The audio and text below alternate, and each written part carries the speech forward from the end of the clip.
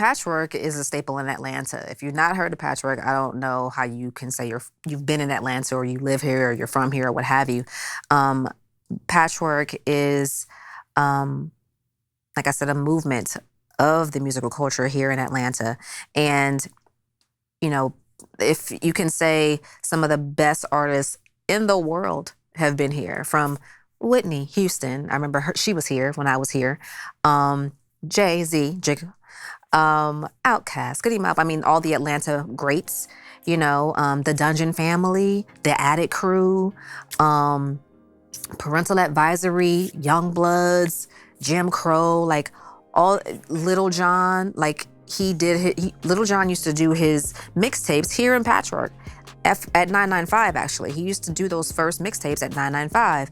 Him and Vince, and they used to just go in the studio and do their thing. And here he is today doing Pepsi commercials. I mean, it's pretty incredible.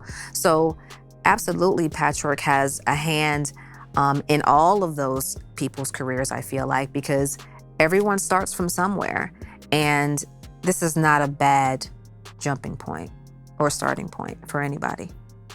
There's been a lot of people that have come through here, and I think maybe the customer service and the work ethic that Patchwork has established has been something that they've maintained and gone and done other great things with that work ethic and with that intent to do a good job and be creative and do creative things. I think that that's something Curtis has helped instill in a lot of people, and a lot of people have learned from.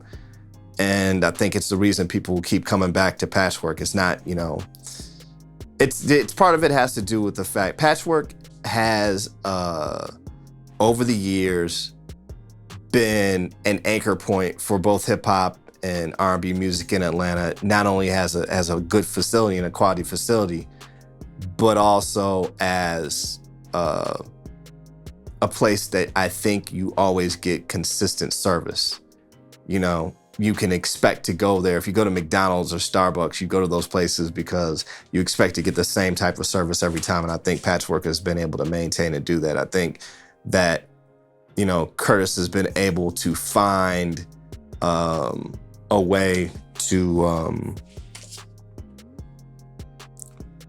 make it more about the service and not just the technology or the engineers. There's been a lot of engineers that worked at Patchwork, a lot of really talented people. And as they've gone on, Patchwork has still maintained its momentum. And I think that's about maintaining a certain type of quality, and also being good at recruiting a certain type of person that wants to do a good job and service the community and the artists as they come through here. Patchwork was and has always been like a unification point for people who came to Atlanta. I think a lot of people back then used to come to Atlanta to record and come to Patchwork. So I grew up really interested in predominantly like music that was coming out of Houston and coming out of New York. And so coming here in Atlanta, it was before Atlanta was really considered like the heart of urban music, but those worlds all collided. Like, within the first few months of me being here, we were always around like Pimp C and Bumby, like people that I grew up absolutely loving their music were recording here constantly. So, I mean, it was just in terms of the scale of influence, I think that Patchwork is absolutely instrumental and, continues to be. Obviously, like the music coming out of here is still, big or still like pushing past the boundaries of what is typically Atlanta music. But like I said, I think that the standard of music overall now is pretty much just linked to Atlanta. Atlanta just always been just buku artists to work with. Coming from Memphis, that was kind of like, I had maybe 100 people to work with in Memphis. You know what I mean? At that particular time. And every time I come in Atlanta, I would just make more money. I would sell more beats. It would be sometimes where you could just come up to Patchwork and just post up. Like, you might just go in the lounge or, post up, roll up, or whatever, bam, and bump into somebody else. Bump into somebody else. Bump into, hey, bro, come in B room right quick. Bro, come in A room right quick. You know what I mean? It's like, you never know. It's like, man, I'd have met thousands and thousands of different artists at Patchwork. or just even in the parking lot. You know what I'm saying? Like it's as opposed to going to New York, like everybody coming to us. Very important for the studio to be here. It's very important for the energy that we felt to be here. It meant so much, man. Like, you gotta realize the music business was really not that strong in Atlanta, but it was at the same time, right? We had a lot of implants that came into the culture of Atlanta. You're talking about Eric Sermon, Too Short, Breed, Redman, Keith Murray, and the list goes on and on and on. Those guys all came into the city. And when they came in, they didn't come in to try to implement their thing. They came in and assimilated into the culture of the city. So it meant a lot to have a studio of this magnitude in our city, right? It became this space of total respect. Like, we was already chipped up. Atlanta people, if you don't know nothing about people from Atlanta, we got a lot of pride in our city, right? A lot of gumption, a lot of zeal in it. We're really powerful in our convictions when it comes to Atlanta. So much that for a studio like this to come in really amped up the chest pumping, right? Like, man, Atlanta, man, we got this, we got that, we got this. Yeah, we got Patchwork, we got that, blah, blah, blah. We got all these spaces that we record at. But for Patchwork, man, like all those moments in Atlanta that became very potent for the city kind of came from this space, right? This studio. Patchwork from the get-go, from like a young 15-year-old, 16-year-old walking in here and seeing all the plaques on the wall, first and foremost, it's an inspiration. You know, it's a motivation. Like, it's you walk in and see all these different artists and, you know, seeing OutKast, like, yo, OutKast used to work here, bro. Aquemini, like, you know, AT Aliens, like, man, it's some crazy projects. Goody Mob, Cujo, CeeLo, like, you know what I mean? People in their prime, you know what I mean? And it always elevates. I used to always walk in here year after year, be like, damn, new plaques. Whether people admit it or not, when people think, I think America has tried to market to our people that Black people are low quality. And that's not the truth. We've been the highest quality. We have been what has been competed against on this earth since the beginning of time. You know, so it's important to me as a Southerner, as a Black Southerner, is to make sure that I don't care if people are not mixing and mastering their music anymore. I don't give a fuck. You don't care nothing about your culture and your music. Pimp C used to always tell me, if you love your girl, spend money on her. He meant the culture. He said people get all these $1 million deals and have all these big budgets and hustle, and then they don't want to spend or invest the money in what's going to make them money. So he's like, if you got the budget, spend the money on the best producer. Go to the best studio. Get the best sound that you possibly can. The thing that I think Patchwork brought to the studio culture in Atlanta was professional Black, you know, like Black studio business. Like, this studio, when you walked in it, you didn't feel like you were at the homie spot. You know, you were taken care of, the equipment worked. It was always like, it always felt fresh. And the people were on it. Like, everybody who I've ever seen come out of Patchwork, they've gone on to be that much better at whatever they do in the, you know, in the next life, right? Like, cause you have like Erica Bryant, who's now a film and TV producer.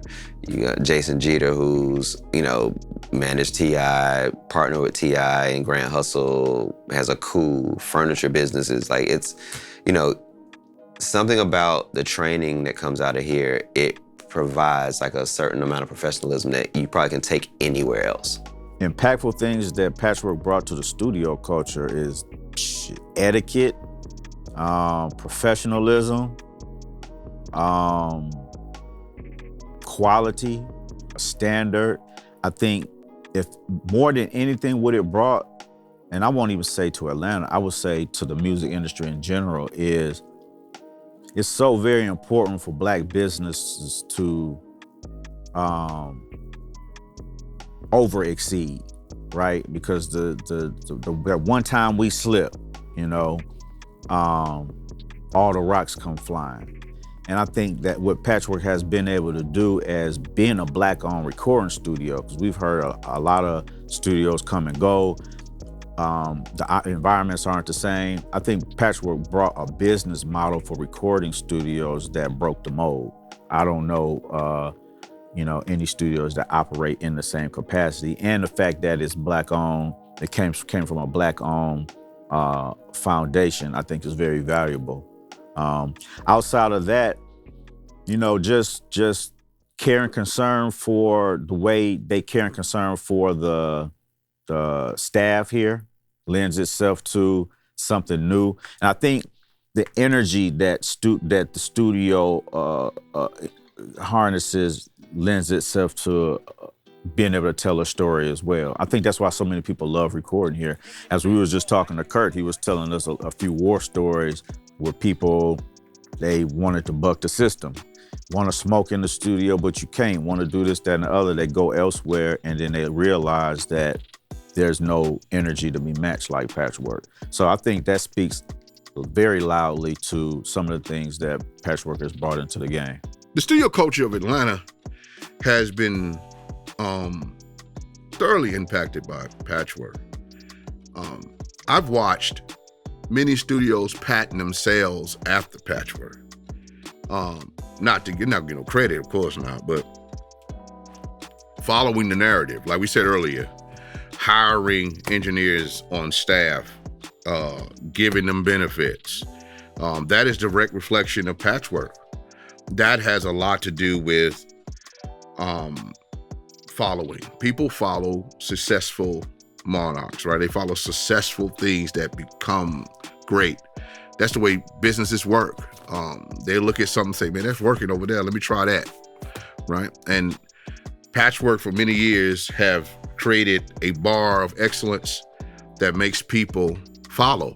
I know some of these other studios, like I said earlier, before Patchwerk, studios were not hiring engineers and putting them on staff. They had them as independent contractors. You come in when I call you, or, you know, that's a very uneasy lifestyle for a person trying to maintain a household. A lot of these studios do it now. I know Doppler does it now. Tree Sound does that. Stankonia does it. I don't know if Zach's doing it. Zach does it, I think. A lot of these guys, man, I see them in that studio all the time now. Whereas before, they would wonder. Like, you might catch an engineer that work at Patchwerk, they be over here too. They be over there too. They be over here too. They be over there too. And the fact that Kurt and Bob created that narrative, it changed the way engineers are looked at. It changed the way the music business is looked at. It changed the way studios are designed too, man. Like, even with the way the studio is designed, the fact they got high ceilings like this and it's still dead in here, a lot of studios are trying to figure that out still. Like, I don't know too many studios with high ceilings that have dead space. And Patchwerk did it. Like, actually where we're recording at right now, it's a lot of open space, and there's no, you can't hear me bouncing. It's a studio session right behind us, right? And that's crazy. So it's real dope, man. I think that Patchwerk changed the narrative in the city, and they continue to change it. Patchwerk been ahead of the time. They always came in on a professional level where they were ready to compete, you know what I'm saying, with the rest of the industry as well, or the bigger studios, you know what I'm saying? Man, and these are Black owned, man. They came in handling business well. And I know that these other people, the others, never expected a Black man or family or people to handle business to this level. So, man, I'm just, like I said, I never thought about these things. Now I'm thinking back, man, they were so professional, man, you know what I'm saying, before, and they showed us how to be professional, man, you know what I'm saying? They brought something to the city that showed all of us in our community, let's get about some business. You know what I'm saying? Let's do it the right way.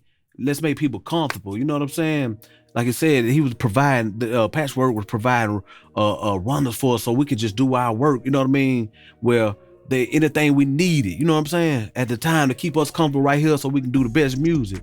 They'll call somebody to go, hey, we got it. Well, they'll run to the store for us, little things, big things, you know what I'm saying? That's a beautiful service to provide, to make yourself comfortable and make and to call a place your home now, you know what I'm saying? Mm-hmm. So that's how we call this our home, man. It was comfortable. Everything we needed was here.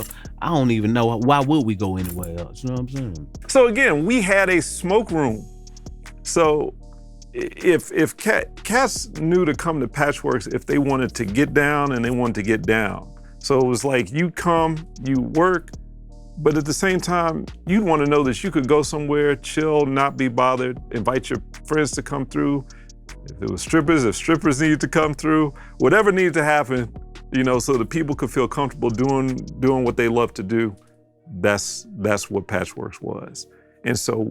And that was what we were known for. People would always say, as soon as they came in, man, I can work somewhere else, but I don't get that same vibe that I get at Patchworks. So as long as y'all keep this vibe the way it is, I'll keep coming. And that was sort of the nature of what was built out of that old facility. And it's funny. Kurt might laugh about this, but I remember him sitting in the office reading books about customer service and how to make sure that your clients are taken care of in a way where they appreciate you and they want to talk about you, so that then they'll start talking about you with other people to bring more. It was funny then, but it worked, because a lot of people would come just word of mouth.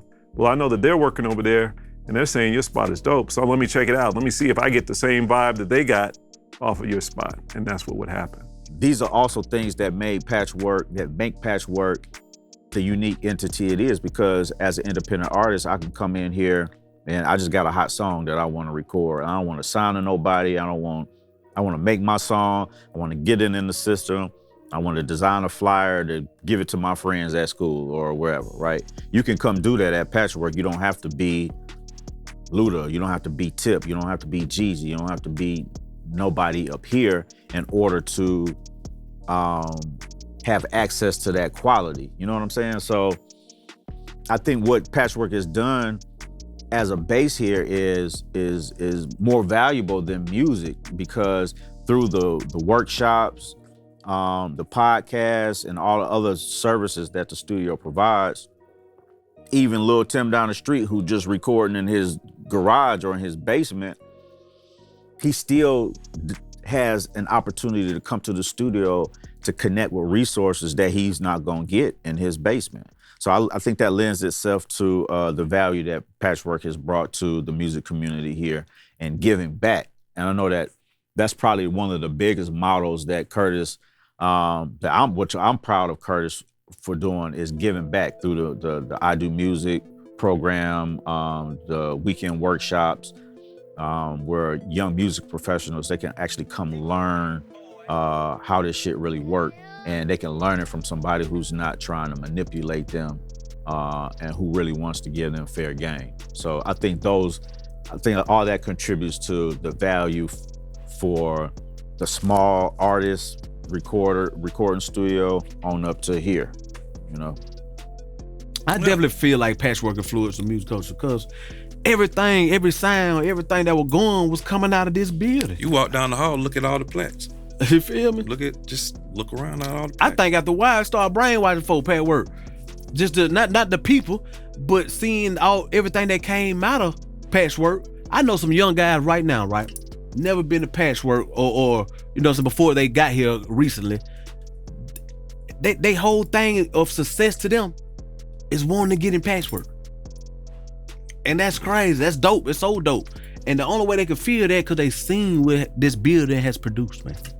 You know what I'm saying? They seen what this building has been successful at. So I think folks start thinking, shit, I can't blow up unless I go in Patchwork. You know what I'm saying? Patchwork will blow up. Hey, it ain't they raps and they music. It got to be Patchwork, man, they're doing this. So you know what I'm saying? That's a beautiful thing, man. Cause these folks, man, whatever the level of talent, the level of success that has come out of this place is making other people, you know what I mean, wanting to come through here and see what the hell is going on, man. It got to be the engineers or something, man, that's making this thing happen. Right. Or the equipment, you know what I mean? This is success. In Atlanta, Georgia, in the industry period, and younger brothers still to this day, how they rate their success or they're, you know what I mean, or feel accomplished. It's when they finally make it here, man. It's like, you know, man, you like a business or anything you're doing, you walk in somewhere, you want to feel comfortable. You know what I'm saying? And when you walk at Patchwork, like he was saying, about the runner, when we didn't even know at first, we were like, what? Somebody will go for you to the store? We're like, what? And once we realized it, I think we took advantage. But hit that phone one more time, though. We got per day. What? Wait a minute, hold on. What? We out? I think you just hit zeros, y'all. So with all that, you know, just the vibe of everybody made it more, you know, comfortable for us to want to just keep coming back. Like the label, where y'all want to Patchwork? Every time I recorded here, it's been really fucking dope. I just had a fucking brain bliff. Like, for real, man. Like, I'd never been in here and the vibe wasn't right. From anything, like even the community things he do, even with Taste of Patchwork, all that stuff, the shit has always been dope. It always works. You know what I mean? It always works. It never fails. Damn, that's dope. Patchwork always works. And it never fails. That is so fucking dope, man. 25 years of that shit is fucking outstanding. Right? And for a black company, it's commendable and it's necessary. The trap sound, Patchwork is where it was created. It was recorded. You know, we were creating the sound wherever we were creating it at, but where it was recorded was here, which makes Patchwork a part of creating the trap sound. Because right now, to this day, the world is still on trap. Now, Westlake, Abbey Road, Circle House, I don't hear nobody talking about none of these studios pertaining to trap. But if you pull any archive about where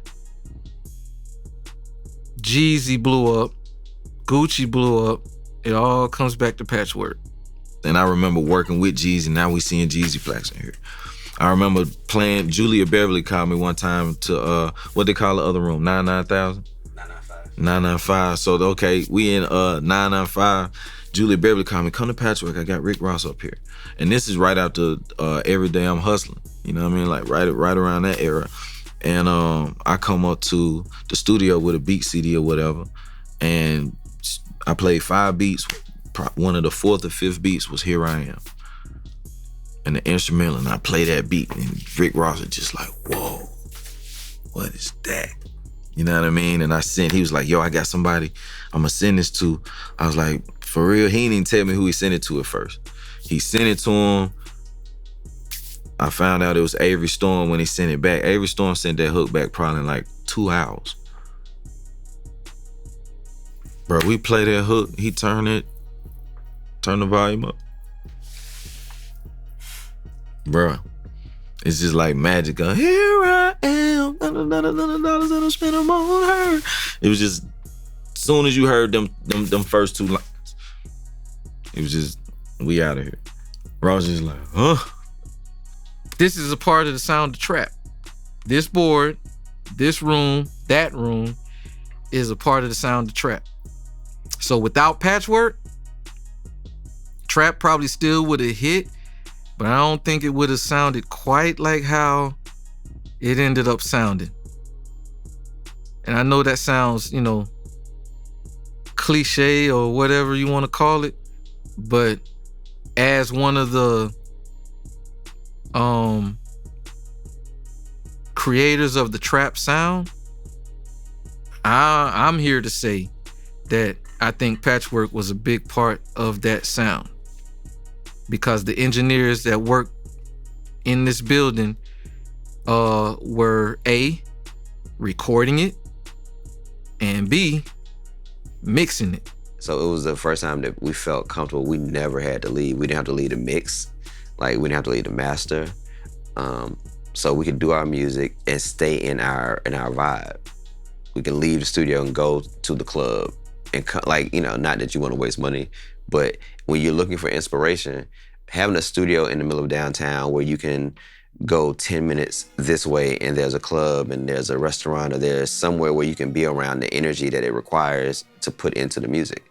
And to leave a club and come straight to the studio, that's probably why you get so many jamming records out of here. And people at that time, people were looking for a spot where they didn't feel like somebody was trying to necessarily regulate all the things that they were trying to do.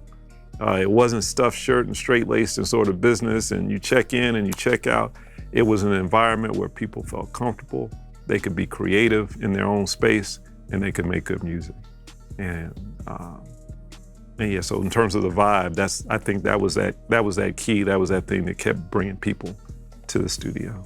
And it's stayed that way for decades now, which is crazy. Because I mean, I thought that for a while, like, the Bay was gonna become another like core area where music was really, from a business standpoint, where music was, you know, foundationally being pushed out. I mean, it seems like Atlanta, the majority of stuff that even past like Pro Tools coming out and everyone being able to record on their own, like, we still are the heart on a global level, and Patchwork is a really key piece of that.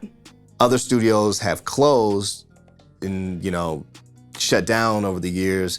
Patchwork continues to still be open, and that's interesting in and of itself. It's a survivor of the technological and social changes that have occurred over the past 20 years in music. That in itself is remarkable.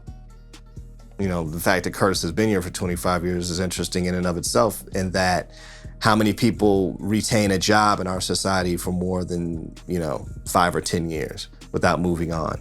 How many people across the board are able to work at a business and then actually purchase that business? That's an accomplishment in and of itself.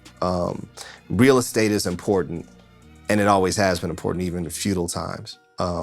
What you hold as land, and to have something tangible and physical, especially in the city of Atlanta that's constantly in a turmoil of breaking itself down and building itself back up, to have any size building with technical resources in it is a huge thing. Yeah, Patchwork should definitely be being mentioned. But like I mentioned earlier, if I'm out in LA working, somebody from California is going to mention Patchwork. If I say Atlanta, they're gonna say, yeah, Patchwork. Yeah, I love that studio. I don't hear anybody else talk about any other studio in any other state or city that I've worked in, whether it's Miami, New York, LA, Chicago, or any other place that I've worked in. As soon as they know that I'm based in Atlanta, they say Patchwork.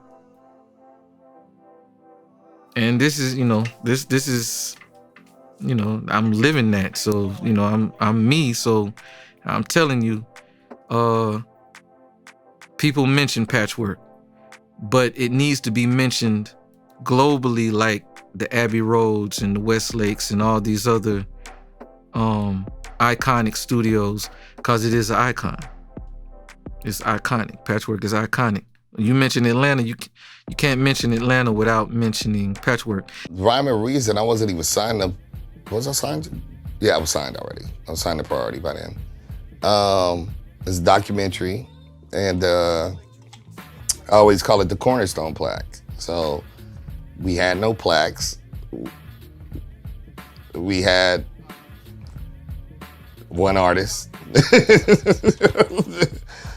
We had a studio. We had a studio with this one nigga, and I'm in LA. And yeah, man, I was blessed to be on that project. I put cannabis on that record. Helter Skelter didn't know cannabis. So I met cannabis at Patchworks. Curtis was like, it's a nigga that's dope as fuck like you. And you gotta meet him when you come back out here. And then Kurt, he's always that guy. And so cannabis was unsigned, and he wanted to be on with Patchworks And then, but I don't think he ever heard of me yet. And so he played this shit, and then Kurt played my shit. And then he was like, oh shit, that nigga dope too. Like, I thought I was the only alien dope rapper. He's like, who is that? He's like, that's Raz. And then he connected, and this became my bro. And then when I did the Rhyme and Reason, when I was in New York. We didn't record it here. We were at Sony Studios in New York, and when I pulled up, Cannabis was outside. And he walked up and said, yo, man, I just wanted to, I was in New York, and I'm here with the Lost Boys or whatever, and what I'm saying, I just wanted to pull up. I knew you was doing the shit. I was like, yo, come with me. And then I introduced him to Ruck and Rock, and in my heart of hearts, I wanted him on the record, because I don't deny people what God gave him, and I knew he was dope like me, and I wanted him to get a platform to be heard too. And I remember, true to their word and the kind of caliber of men they are, that they didn't know Cannabis from Adam's House Cat. And I was like, yo, this my guy, man, this nigga dope, bro. And then Cannabis spit like a couple of rhymes, and Sean and Rock was like, I remember they was like, yo, son, this nigga's dope, son. Fuck out of here. I like this nigga. And he's like, yeah, you can be on the song. I was like, yeah, man, let him be on the song, bro. Because it was supposed to be three people, 3 verses back then. It's 3 verses. He's like, but how we gonna split fucking... So niggas sitting there doing math about how to make sure it's fair for everybody, and we did it. And that's the history, man. Yeah, that kind of energy. It's just always been like that. It's been that kind of energy with us. At its purest, it's just love and support. I have so many great memories here in Patchwork. Like, it's just awesome. I remember one time my little daughter, we were bringing, it's like 2:00 in the morning. I had to get out my bed with my little child to bring some 2-inch tapes to the studio so that these jokers could record, right? And my daughter accidentally locked herself in the car. No, I told her to lock the doors, and she got in the car and went to sleep with the car running. I mean, knocked out sleep. It's like 2-3 o'clock in the morning. I'm parked in front of Patchwork, car running, kid in the car sleep, and Curtis,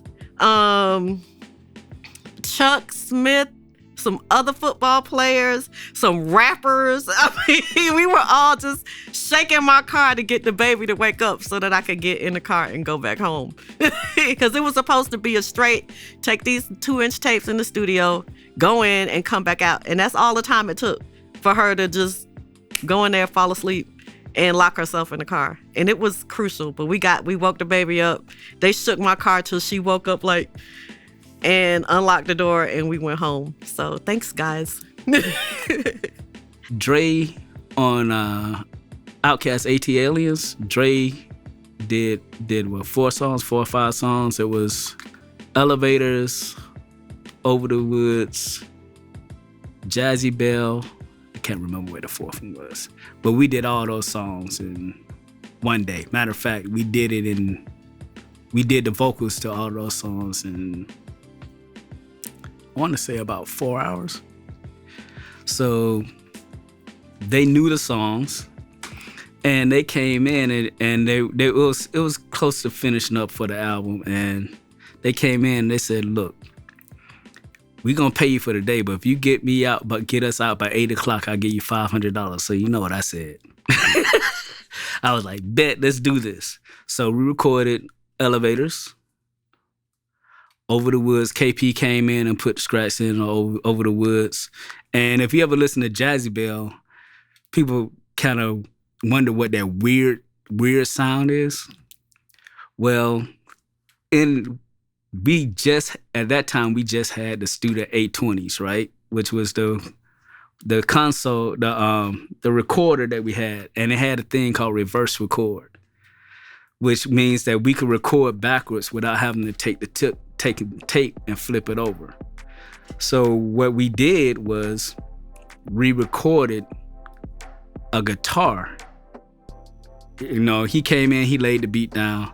Then I had Craig Love. I said, look, we finna do something different. I'm finna start you from the end of the tape. I want you to play to the beginning. Just play along with what you hear. And he was like, what? I said, this is gonna be the song. It's gonna sound funny. So I basically played the whole song backwards. And he played against the song playing backwards. So we did 2 or 3 tracks of that. So all those weird sounds, all that's actually Craig Love playing guitar. When it plays forward, all the music plays right, but Craig Love's track was backwards, and that's what you hear with all the weird sounds. In addition to all working together and like hanging out together all the time, we also used to play sports. We had teams like for the labels. So we had a softball, like I think we did softball, and we may have done some other sports too, but we had a softball league that was like, we had a patchwork team. We always had like shirts, like this is when Kenlo, do you know what Players University is? So like Kenlo used to make shirts for all the different labels and like Patchwork. So we would all play each other once a week. We would go, and it was like DARP, Patchwork, So Def, LaFace. It was pretty incredible. Wait, talk about that. It's like studios and the label. Oh yeah, it was absolutely incredible. So like the artists, it was like everybody from Patchwork. Like I think, so Noontime had one, and so like Polo and like Jim Crow, like they would play. So Def had a team. I'm not sure, I guess they were on DARP. I remember playing one time with EPND, and Parrish like dropped his pager, and I ended up with his pager. So like, yeah, it was just really crazy. But yeah, we used to go off of Fulton Industrial Boulevard to, I'm not even sure who set this up. I can't remember, but yeah, we all would play like once a week, and it was really fun. And really, we have lots of pictures of that stuff too. So yeah, it was pretty awesome. But yeah, the industry then was absolutely incredible. And that's what, like, we all used to always be out, like, hanging out. It was always, like, the labels, like, anybody that's from that era, it's just, like, this mutual respect that always will be. Like I said, like, Patchwork is family, like, but we are kind of part of a family. A lot of those people are still, like, running the music business. It's incredible. 995 is one of them rooms. I did No Hands in 995, too. Like, Gucci, man. Every time Gucci would get out of jail, you know what I'm saying? It was like a celebration. It's the first probably number he called outside of his people, getting everything situated. Call Patchwork, get studio book. You know what I'm saying? It was like a party celebration. We did first day out in here. First day, I did Abnormal. Soon as he get out, like I got a beat, cause when Gucci get out of jail, you gotta have a beat folder or USB drive or something already ready, cause he ready to go. He got probably 100, 200, 300 raps ready. You know what I mean? So I had a beat folder for him. Soon as he got in the booth and started doing the Abnormal, all my equipment was set up in 995 in the B room. So, okay, we got Roscoe, Wale, Waka, all them over on the other side. You know what I'm saying? So, each room was packed, like 200-300 people.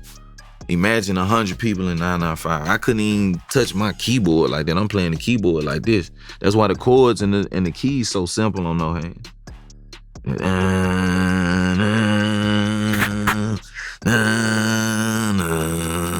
That's why the keys so simple on there.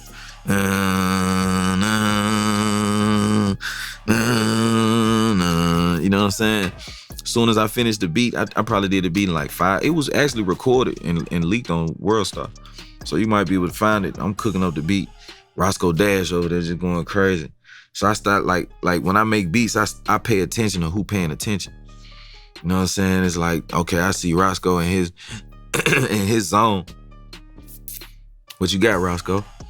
As soon as I got the beat in the system, what you got? I know, it's like, you know what I mean? Because I know he gonna bring something to the table that's like that crazy hook, you know what I mean? His vibes, his melodies, his harmonies and whatnot. So as soon as Roscoe went in the studio, like everybody talking, everybody, you know, vibing and slick, bro, the whole studio started dancing when Roscoe got in the booth. You know what I mean? It was like a concert. It was like a live performance. You know what I mean? And then as soon as Walker went in the booth, all that in them jeans, just like, bro, every verse was magical. You know what I mean? Wale go in the booth, let me drum on the beat, let me take my time. You know what I mean? Like, every verse was magical. You know what I mean? Just being able to conduct and kind of arrange, because a lot of people was like, man, what you putting Wale on this song? But why you gonna put Wale and Roscoe and, man, you know, people didn't get it at first. You know what I'm saying? And then once you started seeing it, everybody who witnessed that moment, it was like, you know what I mean? Okay, man, drum for real, bro. Drummer for real, bro. He produced this, you know what I mean? Like that was like one of those producer moments. Like, okay, we making records. Now we ain't just dropping off beats and all right, peace, we gone. Like, you know what I mean? Gucci, what you need over here? All right, bet. I'm juggling. You know what I mean? Zay coming through, man, all the other producers coming through, you know what I'm saying? But like just to kick it off, like I'm you know what I mean?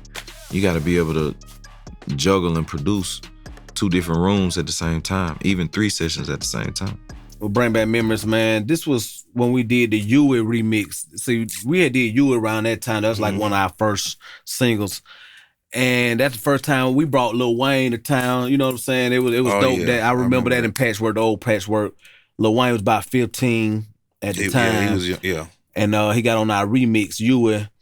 And man, something was so dope and so uncomfortable about cutting that man a $10,000 check right then, and he was only 15 and I was a little bit older. It felt so, I ain't like it. I ain't gonna even lie to you. I ain't like it. Adding on to what I was saying about, Lil Wayne coming to our Yui remix at the old Patchwork. He was 15 years old, and from my understanding, man, that was probably one of his first features as well that he ever got out there, coming from the Cash Money crew and everything. Man was 15, man, and you know what I mean? He came in, we cut the check right there. That's the first time I ever seen these folk pull out $10,000 that fast. Hell, I've been asking for $10,000 for a long time. You know what I'm saying? So we cut the man a $10,000 check right then. So that stick in my mind a lot about the old Patchwork, man. History for real. I remember Baby calling him, said, Wayne, come here. He was in the room. Right.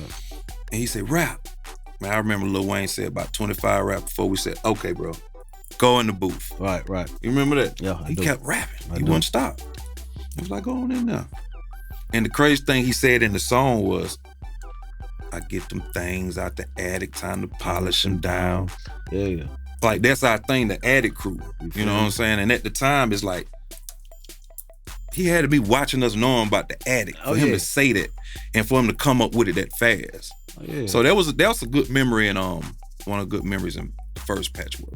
Well, Rico Wade was one of the producers of Organized Noise. Well, like, he's kind of the face and voice of Organized Noise as a producer. He was a lead producer. Turns out when we started working, I was still just one engineer. At the time we first started working with him, California wasn't engineering at the time, but he was always there. And Rico really cares about who records his music. I'll just put it that way. And so he's not just gonna assume that you're good. You really have to prove that you're worth your salt.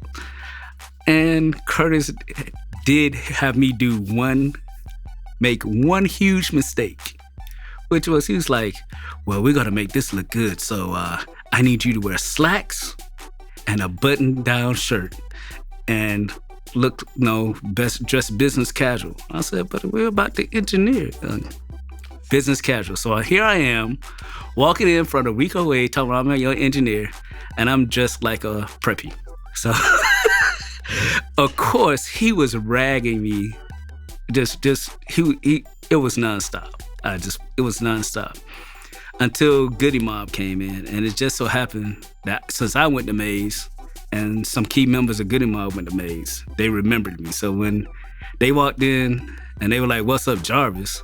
That's the bass player I was telling you about, that we were trying to catch up, we couldn't find. That's the bass player. So Rico was like, what? And then everybody else comes in and they still know me. So it's like, okay, he might be all right. He really is from Atlanta, right? So after that, the rest, I wouldn't say the rest was history, but we had a couple of bumps, but it started going, at least it got started from there, I'll say that. Once I was able to come in my normal attire, jeans and a t-shirt, it became much more fun, I should say, and less of the bagging. I saw a lot of the Cash Money, Birdman era, where Birdman was in here every day. You know what I mean? I saw like the first single for Jeezy on the album where I think Manny Fresh did the beat, keep the yens at the auntie house, you know what I'm saying? I saw them make that record. You know what I mean? I remember Birdman coming in here just like consistently, hey, say Round, I need you to mix something. Say, and then Leslie was just, man, backed up. And I used to always be like, man, I'm gonna have a record for you. I'm gonna have something special for you. So for Standing Ovation to be that first record that was mixed by Leslie was like, that was my first platinum plaque. So that's what put me in the game. Like Coach K, me, like Leslie was already in the game, but it was a big builder for me as a producer, just coming in the game like that. You know what I'm saying? Yeah, I was here when Nas did Ether. I was here when Pimp C did his verse on Big Pimpin', and I remember that. Like Pimp C did his verse right there in the B room on Big Pimpin'. You know, so I remember like going to the room and hearing it and shit. Like, damn. Yeah, but Nas, he was in the back. And it's so funny because this is like I'm Serious time or something like that. We were young, working, you know, on the front, and Nas was just like tunnel vision focused, working in the back. Like, yo, I ain't talking to nobody, like tunnel vision. And you gotta imagine, like, during this time, everybody had counted him out. This is before Ether. You know what I'm saying? While he's working on Ether. So at this time, everybody's looking at Nas like, yo, you done. Like, it's over, you done, you know? And he did Ether here. And I remember hearing it, like, here. Like, damn. We didn't work on a specific album. Though at the time, Organized Noise was big from TLC, from Waterfalls. So they were getting offers from work for songs just from everywhere. So our goal was really to do at least a song a day. But one day it would be on Goody Mob, one day it'd be on OutKast, one day it'd be a song that would wind up being with Tia Marie. We even had we did a remix for Janet Jackson. So it was just nonstop. And even with I would say it was a couple of times with OutKast, we had a couple of tracks that were done at another studio where the engineer had recorded. I guess what happens is back in the day, you had to know how to record really. So if you were listening to the playback heads, you had to really know which set of how you had the 2-inch set up when you were listening to know before you recorded. But what happened was this particular engineer had the 2-inch machine set up for playing back and listening, and he started recording. So what happens when you do that, if you're not recording, not listening to the sync head while you're recording, everything that you record is out of sync. That's why they call it a sync head. So they sent us the reel, and really I'll never forget this because they thought they were going to have a day off because the reel was out of sync. And they were going to just show it was out of sync and that was going to be it. Nobody told me that part of the plan. So we had 8 acts and we had D88s. So when they sent the reel, I saw it was out of sync. So what I did was I dumped it between the different formats, lined everything back up, put it back on the 2-inch. So when they came in, it was time to start the session. And so they were a little peeved at that, but it was about getting the songs done. And I'll never forget it because the next day, that was when L.A. Reid came through. And he was trying to figure out, well, who did this? Who fixed this where everybody else said it couldn't be fixed? Who fixed it? And then they go and see the little black guy. And they're like, what? And from then on, there was Curtis didn't have any problems getting his IPOs approved and paid and all that. All that was, it was like, it's over there. Okay, it's cool. It's done. We had a couple of hiccups with recording levels a few times, but other than that, we had a great relationship with LaFace and Organized and everybody else that came through. I'm not gonna say who the engineer was, but you have to understand that with certain artists, you can't just go erasing tracks because you think you need room on the track sheet. No, you keep that and figure out and bust out another thing of tape, because there was a time when it almost ended for Patchwork with me, and I had to do everything in my power to get Organized Noise to come back and work at Patchwork. And that was because one of the engineers, and I'm not gonna call a name because I don't remember who it was, but somebody deleted a verse, Cujo's verse, off of one of these records. And Curtis said it was AT Aliens. So when Rico wanted to hear the verse the next morning, it wasn't there. And he had a fit. I'm talking about he turned into Michael Myers, like for real, like it was ugly. And I had to repair that relationship because he didn't want to record in Patchwork anymore after that one little incident. And we had to fix it because there was no place else for us to go in Atlanta to record. And we had to finish this record. Leslie was also very, very big part in my life too, Leslie. You know what? This is really funny. I bought my Bentley because of my time at Patchwork. I don't know if I should have done that, but I remember Jazzy Faye and Leslie, and Leslie he was working at Patchwork and mixing at Patchwork and had Ferraris and all kind of shit. And I remember Leslie and Jazzy telling me, do something for yourself. Working with Jeezy, everybody kind of wanted to work with Jeezy, and I had already done Look and Trap Niggas with him and Jody Breeze on the Boys in the Hood album. And I did Get Your Gang Stone and what was one of the other songs? It was several songs that I did with Jeezy before Standing Ovation. So by the time we got to this particular record, you know, I had been telling them every time I see him, bro, give me some acapellas. Bro, give me some acapellas. Bro, give me some acapellas. I'm always, you know what I mean? Because I started making beats off acapellas. So I was like, just give me some acapellas or I'll take some out your verse, turn it into a hook or whatever. So when he called me for the Standing Ovation beat, I think I had jumped on the game playing Halo or something for like a couple hours. I go back to my phone. Coach Caden called me 15 times. Jeezy called me 15 times. You know what I'm saying? So I'm like, ooh-wee, it's either something good or something. Ooh. So I'm like, all right, I called Jeezy first. I actually called Coach K first. And Coach was like, hey man, hit Jeezy, man, hit him ASAP. So then I called Jeezy. Jeezy picked up the phone like, what up though, man? What's up, man? I need this beat, man.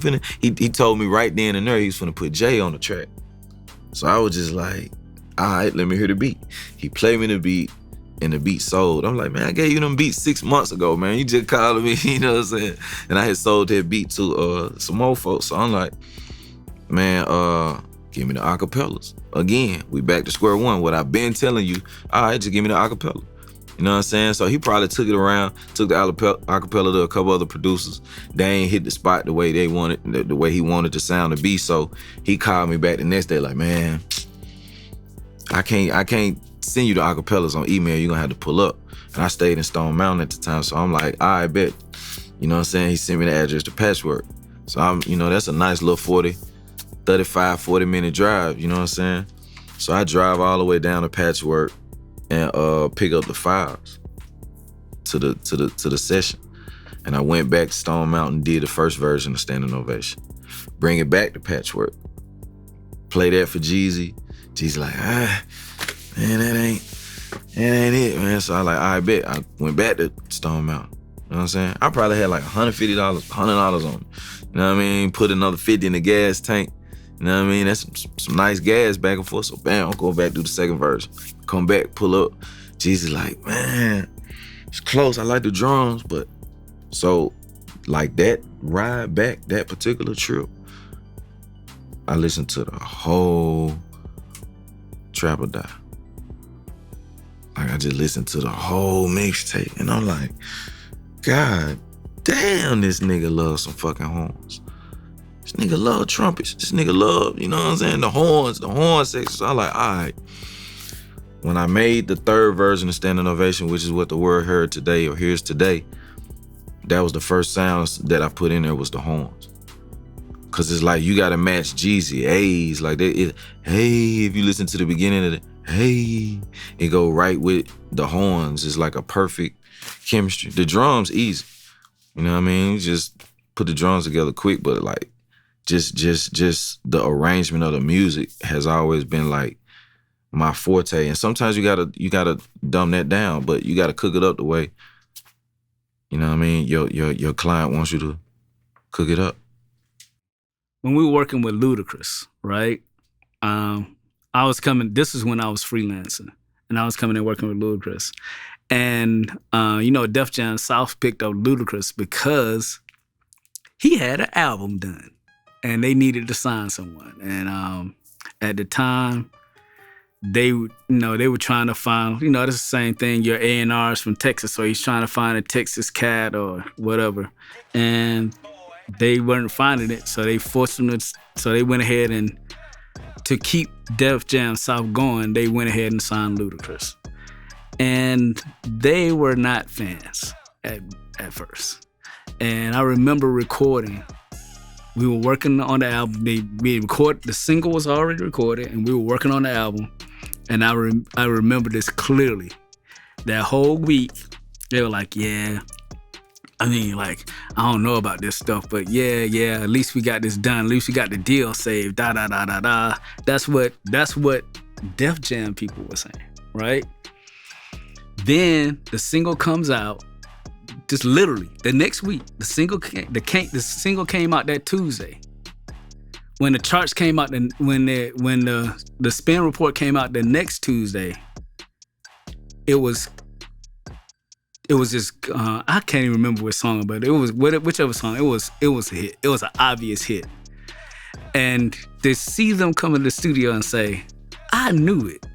Yeah, that's that stuff. Yeah, I told you. I'm the one I'm like taking credit." And I was just sitting there like, hold on, you the same dude yesterday. Hold on, this wasn't even 5 days ago that you were saying that.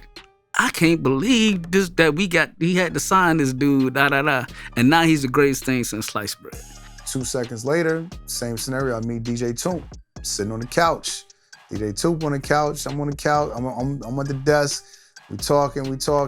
Boom, hey Toomp, where your beats are dope. Next thing you know, I'm going to Toomp's crib, listening to more music. I'm like, wow, yo, let's find an artist that we can work with together. Like, you like Dr. Dre, DJ Premier of the South. Like, you need a rapper that you can display your beats on for real, you know? And that's pretty much how we got the idea to find an artist, which led to finding T.I., you know what I'm saying? So this is all from sitting at that front desk at Patchwork. You know what I'm saying? Like, yo, so, it's crazy, man, but we went, did a demo tape, got a deal. Look, did a demo tape, took the double back, called up Big Reese, who was in Parental Advisory, was another staple Patchwork group. They would always be at Patchwork. Parental Advisory, making it. I think they might have made 2 albums while I was there. I can talk about that. They might have made 2 albums while I was there, though. But they were always in the studio. Big Reese, Mello, KP, and KP was the DJ for Parental Advisory. Was also the A&R LaFace Records. So, boom, I got my demo tape. I holla at Reese. He says, yo, well, shit, come through. Bring your artists. Come in the studio, bring Young Tip in the studio. Next thing you know, he goes in the booth, raps. We play our records that we just recorded with Toomp. The shit was crazy, A day later, KP calls me up. KP wasn't there at the time. Reese was there. I went to Reese, and, when KP came later, they gave it to KP. KP called me like, yo, what's up with this kid? So we ended up doing a deal. You know what I'm saying? So this is all through Patchwork, through that front desk. You know what I'm saying? So, while like you said, some people would say, oh, he was intern. It's like, yeah, okay. Like, call it whatever you want to call it. Like, but that's how it started, So yeah, and that was all in the house. Gucci, Jeezy was like always back and forth. You know what I'm saying? Yeah, they was in A, B, whatever room they could get. You know what I mean? Jeezy's like, man, give me this side. You know what I'm saying? And I'm in here up here with Jeezy, and then the next couple of days it might be Gucci. Gucci will call like, man, whatever you got available, give me, you know what I'm saying? Gucci will take any slot. So it was a lot of that, you know what I'm saying? Both working on those projects. And me and Gucci, like when we leave Patchwork, we would get everything pressed up on CDs right on spot and put the project out right then and there for free. Like Gucci, like, look, I'm gonna pay you for the beats, but we're gonna put it out for free. And that was his photo shoot. All of them songs we put out like that for free. You know what I mean? And he would kill the streets. He would flood the block. You know what I mean? And just building up so many shows. So it was a different approach that Gucci took. You know what I'm saying? And just being able to work with both of them kind of, you know what I'm saying, put me in a situation where I could kind of, you know what I'm saying, like run the field. 2006, 2007, 2008, 2000, definitely prime Gucci years. And what I will say, it was truly, truly an honor interacting with Gucci. Like, I've never seen an artist that worked so hard. He would come in the studio and he would lock in, like day in and day out. And you hear his, from my personal experience with Gucci, you know, you hear his music and it's like, yeah, you know, he's from the hood. He's rapping about all of these things. And it's like, wow. So, you know, you have this perception of who that individual is or how they're gonna be. And I think we get perceptions about, you know, artists, actors, all of these things. But when I met him, I was shocked. Like, I was shocked just because he was just so respectful and so genuine. He was a genuinely nice guy. Yeah, like he's such a genuine person. He's so giving and so kind. And I just remember him being in the studio just working so hard, and you could see the hunger. You could see the hunger. His work ethic is unmatched. And so for me, it's like just so many good memories. Seeing him work with the entourage, you just knew it was gonna be a whole lot of people. If Gucci booked, I knew to expect a whole lot of people. We would always order good food, have good laughs and jokes and great conversation. I think just getting to know him outside of him just being Gucci Mane, the artist, and having those conversations in the studio with him, being able to sit in the studios and actually see him work, actually see him write, was such an amazing thing for me, because he was one of the only artists that I really did that with. I mean, I would interact with other artists, but we was just so cool and just had that rapport where I just knew when Gucci was working, it was just gonna be a good time, good laughs, and we was gonna eat good. It was so much stuff. It just happened so fast. Honestly, it's like when we started, it was a blur. It was because